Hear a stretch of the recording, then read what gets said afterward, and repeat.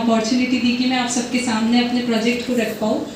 और बेसिकली मेरा जो एजुकेशन है वो MBA है। उस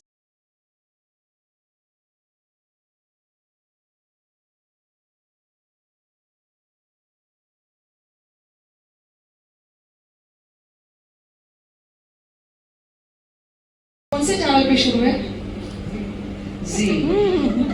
फास्ट में पूछे, डायरेक्टली फास्ट में पूछो। जैसा कि हम सभी भली भांति परिचित हैं कि आज बराबर है क्या? आपने नहीं। उसके बाद मुझे ये बताओ, तो हम कैसे गोमेल बस्ते लक्ष्मी जो शास्त्रों में लिखा है उसको प्रूफ करने के लिए कोड क्या है? M। ये फिर ऐसा हमने उल्टा। अब मैं आगे के स्वागत वक्तव्य के लिए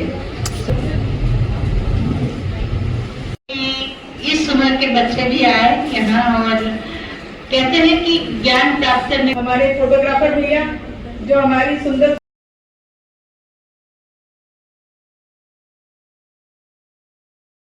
दबे शब्दों में महिमा में नारी का परिचय कभी नहीं होना चाहिए, क्योंकि नारी घर की गृह मंत्री होती है। आप मैं गृहिणी हूँ, यह बड़े अभिमान से कहती हूँ। जैसे आप सभी ने बोला कि गृहिणी का अर्थ होता है कि पूरा घर जिसका ऋणी होता है वो गृहिणी होती है, लेकिन एक्चुअल में वो गृहिणी को इतना दबा दिया जाता है कि वो खुद ही अपना गृहिणी जो उसका अस्तित्व है वो दबे स्वर में बताने के लिए या बोलने के लिए मजबूर हो जाते हैं। कहते हैं औरत का कोई घर नहीं होता, लेकिन मैं ये कहती हूँ कि औरत के बिना कोई घर नहीं होता। गृहिणी को स्वयं को समर्पित कर सजाती है आवास, स्वयं को समर्पित कर सजाती है आवास। एक बहुत बड़ी उपलब्धि, एक बहुत बड़ी जिम्मेदारी है। वो खर्च करती है अपने परिवार को मजबूत बनाने की। लोग कहते ना तुम अच्छी माएँ दो, मैं तुम्हें अच्छी नस्लें दूंगा। तो अच्छी गृहिणियां ही अच्छी माएँ अच्छे बच्चे बनाती हैं और एक संस्कारिक समाज देती है। इसलिए गृहिणियों से अपना एक बहुत बड़ा स्थान है। समाज उसका ऋणी है, जो सब ग्रहण कर ले वो है गृहिणी। इतनी अच्छी गजलें लिखती है तो क्या आप जॉब करती है? तो क्या आप बड़े पोस्ट पर है? और मैं कहती नहीं, मैं जॉब नहीं करती। तो सामने वाला व्यक्ति का स्वर हल्का पड़ जाता है, वह हाँ कहकर अपनी बात खत्म कर देता है। उनके विचार से गृहिणी यानी कुछ भी नहीं। बस मैं वह कुम्हार हूँ जो अपने परिवार को अपनी मेहनत से और प्रेम से आकार देती हूँ। मेरा योगदान उस दीपक की तरह है जो बिना किसी दिखावे के पूरे घर को और पूरे देश को रोशन करता है। मैं मेरे घर की धड़कन हूँ,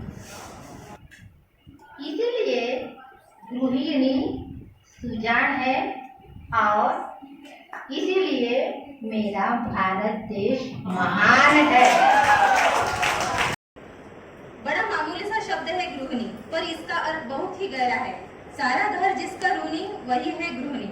इसलिए मेरे विचार से गृहिणी शब्द का उच्चारण दबे स्वर नहीं बल्कि उच्च स्वर में गर्व से होना चाहिए, अभिमान से होना चाहिए। कभी तंगी में, कभी मंदी में, कभी बंधन में, पाबंदी में, कभी घर गृहस्थी के धंधे में, कभी कर्तव्यों के फंदे में ख्वाहिश उसकी झूल गई। अपनों की परवाह करने में वह खुद को ही भूल गई। आस्था हो, प्यार हो, विश्वास हो, टूटी हुई उम्मीदों की एकमात्र आस हो, सृष्टि पर जीवन का तुम ही तो आधार हो, परिवार रूपी नाव की तुम ही तो पतवार हो, तुम ही तो पतवार हो। इसके बाद दूसरा जो सच में समर्पित और पूरी तरह से जागरूक सुशिक्षित हाउसवाइफ होती है। आप देखिए जो अपने परिवार के प्रति समर्पित होती है, उनके घर के बुजुर्ग वृद्धाश्रम नहीं जाते हैं, उनके घर के बच्चे डे केयर सेंटर में जाने के लिए मजबूर नहीं होते हैं। ये अपने आप में पूरा संस्कार होता है जो गृहिणी के बिना हम माने चाहे ना माने वो पूरा हो नहीं सकता। इसे जिस घर में गृहिणी है उस घर के लोगों को इस बात का अभिमान होना चाहिए, इस बात का गौरव होना चाहिए, उन्हें कृतज्ञ होना चाहिए उनके प्रति कि आप थके आए घर पे आते हो, आपको अपनी मनचाही चीजें हर तरह से जिस तरह से आप चाहते हो मिल जाता है। वो दुनिया का कोई भी नौकर नहीं कर सकता।